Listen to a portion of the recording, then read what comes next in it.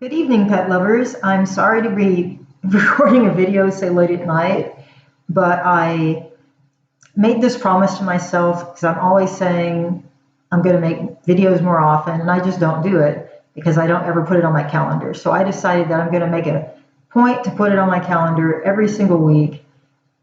And I was gone almost all day today, and today was the day. Today's Thursday. You may not get this video soon. You might get it next week after I've had a chance to edit it a little bit. But today's Thursday, and it's still technically Thursday, but it's still pretty late. So let's just jump right in and talk about some things. So one of the things that I wanted to do with videos is do a little education. And I think most of us are kind of saturated in the media with words like all natural and sustainable and all of that. But it almost doesn't mean anything anymore because a person can call something all natural.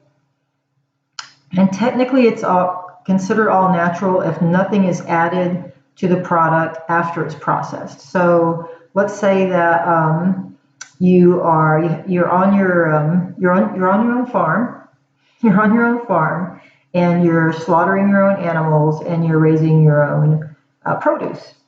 Then you might raise that produce conventionally, which means that it's raised with herbicides and pesticides and things that I don't consider good for us, but some people don't have a problem with. But you might raise those products, you might raise that produce organic, which means that you're not using any chemical pesticides or herbicides or anything like that. So either one of those things can be called all natural if once they're harvested or the animal's slaughtered, that you don't add any chemicals after.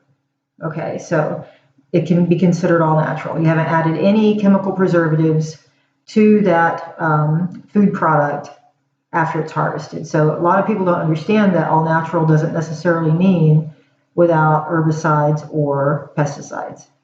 You cannot say organic. You cannot say organic or have something certified organic. You can say organic all day, but you can't have something certified organic if you're using pesticides, chemical pesticides or herbicides. So that's just for starters. So this series, I want to, go a little bit more in depth about what we do, and also at petproductdelivery.com, and also how you can make informed decisions based on your values. You don't have to purchase from me to go out and find products that will, check all the boxes, so to speak. So just a quick word about manufacturing. I would love for every single product that we carry to be organic and all natural and sustainable and no GMOs and the packaging to be safe and all of that. It is extremely difficult to find any products that check some of those boxes, let alone all of them. Anytime you manufacture a product, if you think that manufacturing is earth friendly, I got news for you. It's really not.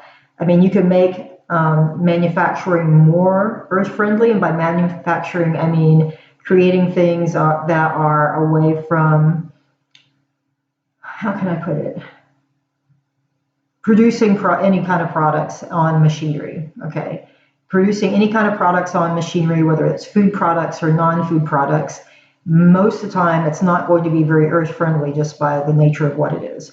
But since I am selling products to you, and petproductdelivery.com is holistic health products for pets, my goal as the owner of this company is to research all the products to make sure that they are as environmentally friendly and healthy for your pet as possible, given that they are manufactured.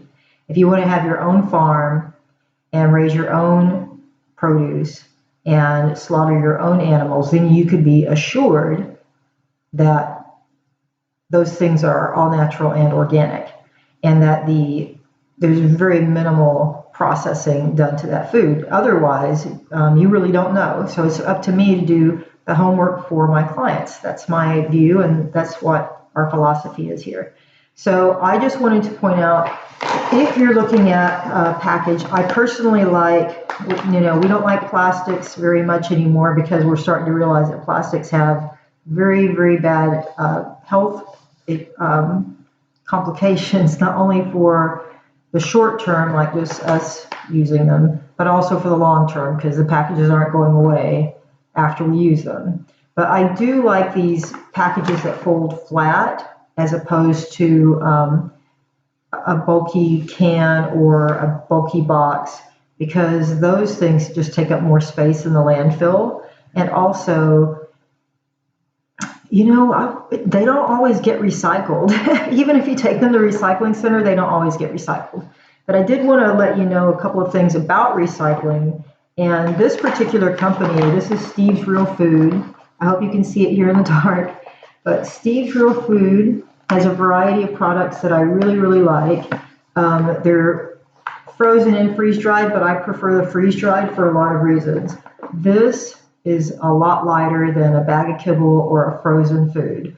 This 1.25 pound bag will make 5 pounds of food for your pet. And why that's important, not only for your pet, and for your budget, it's important because in shipping, your carbon footprint is greatly reduced when you use a lighter weight product to do the same job, right? I also sell cans. People like cans, and canned food is fine and dandy. But let's face it, if you're shipping a lot of water, which is heavy, you're increasing your carbon footprint.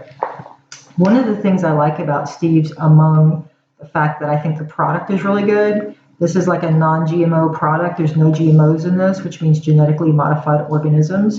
And depending on how you feel about that, it might be a good thing or a bad thing, but I personally want to know what's in my food, and I cannot know what's in my food if it contains genetically modified organisms, because those are laboratory, it's created in the lab, and there's not really no way for the consumer to really understand what the makeup of a genetically modified organism is at this point in time.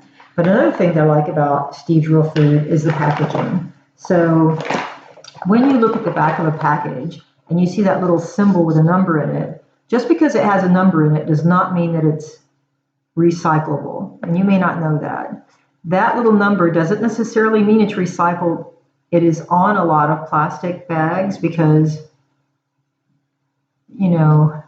marketing, and it looks like it's recyclable, but unless it says, like, it has a symbol with a number 4 in it for this particular type of plastic, it may not be recyclable.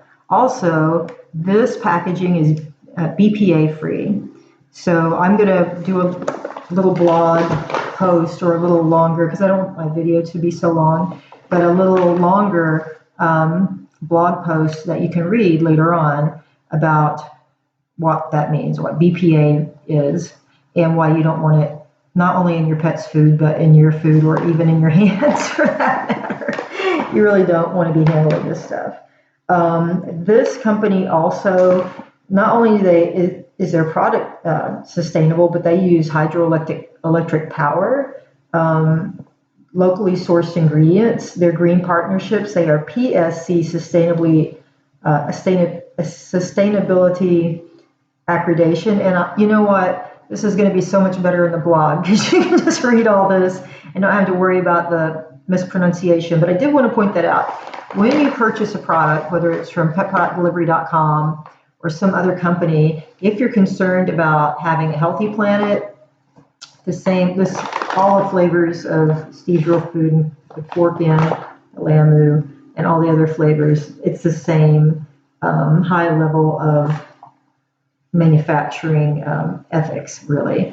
So go out and read your packages. I mean, you can't always, despite what people say, you cannot always tell what's in the food by reading the package.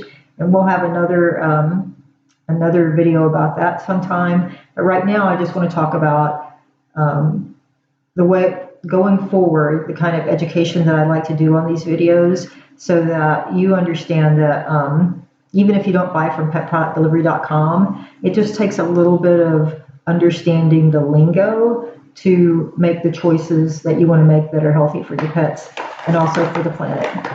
So God bless. If you have any questions, please, or even comments, please put them in the box below. And I look forward to speaking to you another time. Hopefully I'll get around to making a video before it's late at night. Bye for now.